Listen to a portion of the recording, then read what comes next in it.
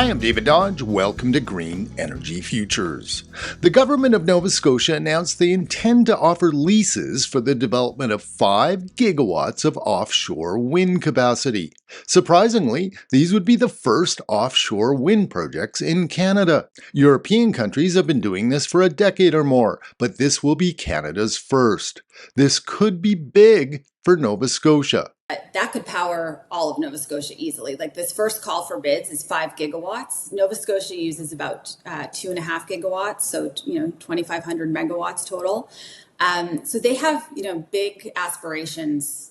My name is Elisa Oberman. I'm the executive director at Marine Renewables Canada, which is a national industry association that focuses on offshore wind, tidal wave, and river current energy. Canada has a total of 24 gigawatts of onshore wind capacity, and it's been growing fast. But when it comes to offshore wind, there's been a lot of discussions around could offshore wind be used in other parts of Canada.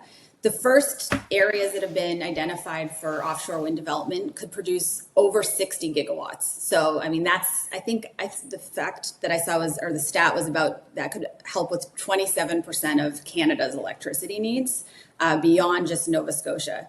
This potential explains why Nova Scotia's premier is jazzed about offshore wind and why they're also pushing for Wind West, a nation-building project to expand grid interties from east to west. Premier Tim Houston of Nova Scotia has really been leading the charge on this idea of Wind West. So it's a proposal and it's a really ambitious initiative to get offshore wind electricity to other provinces across Canada. Over the weekend, we were part, I know when I say we, myself and some of my members, were part of a roundtable with Federal Minister Sean Fraser. And later in the day, we were joined by the Nova Scotia Minister of Energy, Trevor Boudreau.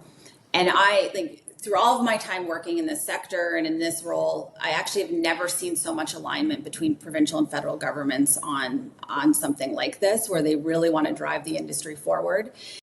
The scale of offshore wind is mind-boggling. When we're talking an offshore wind turbine, right now developers are looking at installing turbines that are 15, even 20 megawatts per turbine. I actually just saw in the media, I think maybe this weekend, that they're now looking at developing turbines that are 35 megawatts. So we're talking large scale in terms of the visual. 100 meter blades, 250 meters high. But when you kind of think of what that actually looks like from, our perspective or just, in general, we'd be talking around 2 football fields. However, offshore wind does cost more than onshore wind or solar. I think the stated cost they have for wind generation without any kinds of supports is $170 per megawatt hour. If there were supports like investment tax credits, or let's say the Canada Infrastructure Bank stepped in to help support some of the subsea transmission or other costs, that would drop down to about $120 per megawatt hour. Lazard, the authority of levelized costs, pits offshore wind in the range of $96 to $216 per megawatt hour. So it costs more than onshore wind or solar, but offshore wind offers a more stable, large source of electricity that can serve as a key piece in a diversified grid. That we're going to need a lot more clean electricity. I think some of the reports have shown 2 to 3 times more. I am a big proponent and believer that you can't put all your eggs in one basket. So, we're going to need sources from many different clean energy sources feeding into that.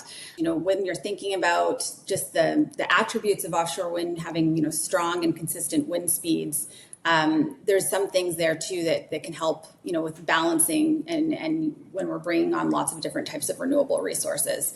So there's a big benefit there when it comes to developing our offshore wind resources and ensuring that they get on the grid. This reminds me of our previous stories on Nova Scotia's great ambition for tidal energy. But offshore wind is a proven technology, something Nova Scotia is counting on as it strives to diversify its electricity sources and reach 80% renewable energy by 2030. Learn more at GreenEnergyFutures.ca. For Green Energy Futures, I'm David Dodge.